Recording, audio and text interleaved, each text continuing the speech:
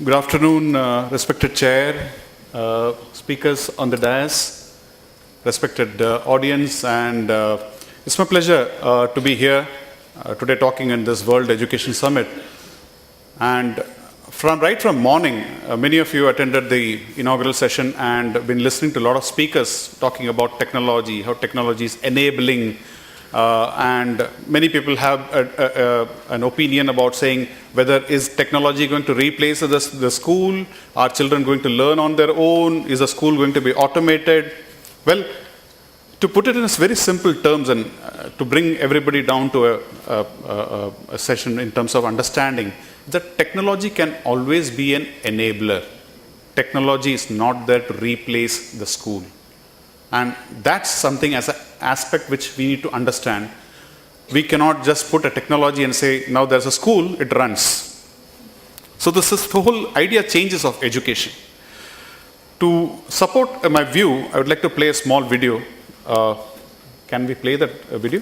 So many must have seen this video, but I thought this is an appropriate video that it's of 2 minutes, which can give the picture out here. The video, please.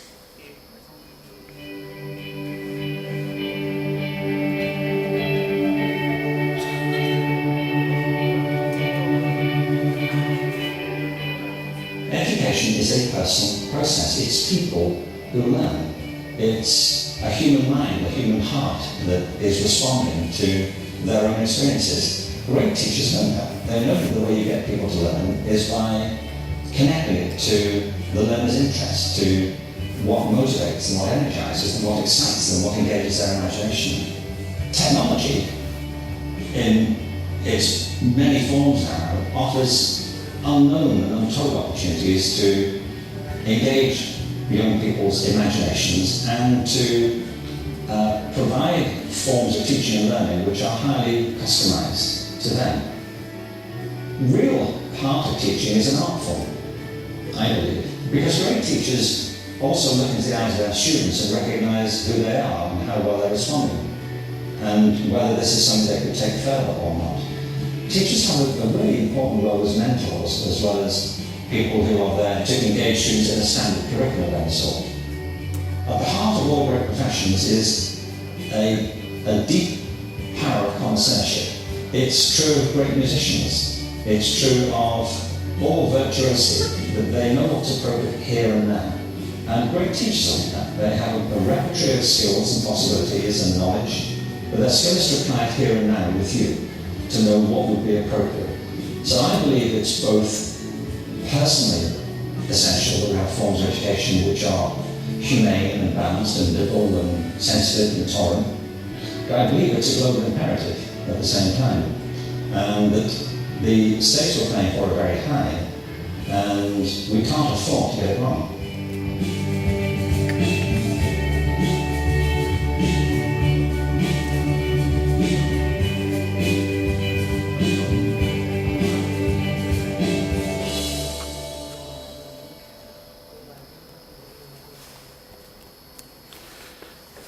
So taking forward from there, as you must have realized in terms of, we're talking about purely education as it is and technology being an enabler. And this is realized by the government, by the educators, by entirely everybody across the world, and there's a huge amount of efforts. There are challenges. I've listed down quite a number of challenges out here, which we believe are very clearly defined, and today morning we heard a lot of speakers talking on that. But before I move to that, I just put in just two very important points that we need to look at here specifically out of all these. Technology helps in a much, much better way. For example, we have a smart student program which many schools and many education institutes operate on. A 1:1 kind of an approach helps a lot. And that's one challenge basically in terms of saying that do we have so much of technology available that today every student is able to access a different type of device, any sort of device to enable his education, number one. Number two, the issue of dropouts. So over, say, 100 students who are there, who are doing their higher education, hardly 13% take forward the entire education process. Rest are left behind.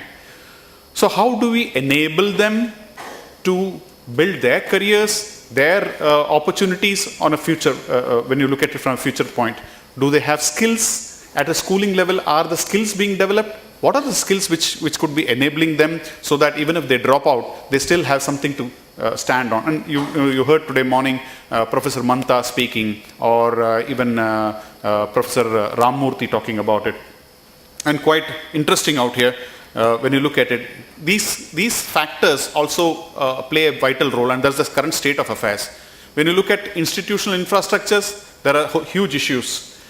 Take simple things like, unavailable classrooms in many of the schools, very small schools existing, simple facilities not being made available, including toilets.